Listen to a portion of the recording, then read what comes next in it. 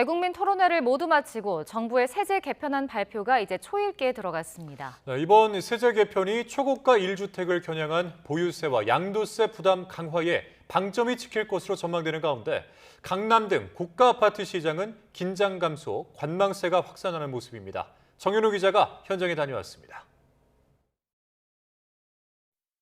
똘똘한 한 채 여파로 집값이 올랐다는 판단 속 이번 정부의 부동산 세제 개편안은 초고가 주택을 정조준하고 있습니다.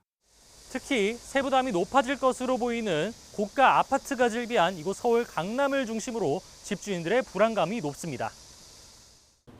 근로소득이 부족한 고령의 은퇴자들은 세금 고민이 크지만 집을 내놓기보단 일단 지켜보는 분위기입니다.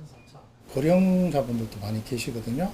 그분들은 세금 낼 게 막막한 거죠.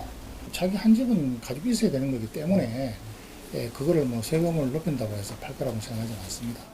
반면 매수자들 사이에선 세제 개편 뒤 집값 하락에 대한 기대가 커지고 있습니다. 매도자가 긴장을 해서 떨어뜨릴 거라고 생각을 해서 끝나고 나서 사겠다고 한 사람이 한 80, 90% 정도 돼요. 개점 휴업 상태라고 보시면 됩니다.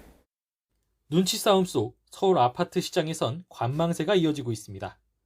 지난 5월엔 9천 건에 가까웠던 서울 아파트 매매 건수는 2달 만에 3천 건 아래로 떨어졌습니다.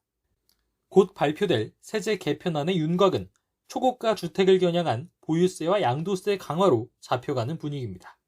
종부세 확대는 초고가 주택 기준을 별도로 설정하는 방향이 논의되고 있으며 기준 초과 시 공정가액 비율을 올리거나 세율을 조정하는 방안이 거론됩니다.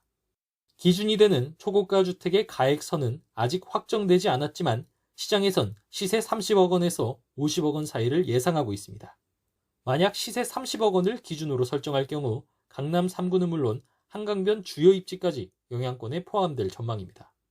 김용범 청와대 정책실장이 언급했던 양도세 장기 보유, 특별공제 한도 설정도 같은 맥락입니다.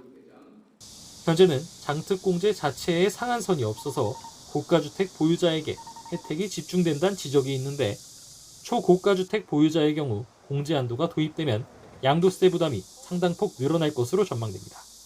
정부는 세제 개편안을 다음 달 초쯤 발표할 것으로 보입니다. YTN 정윤우입니다.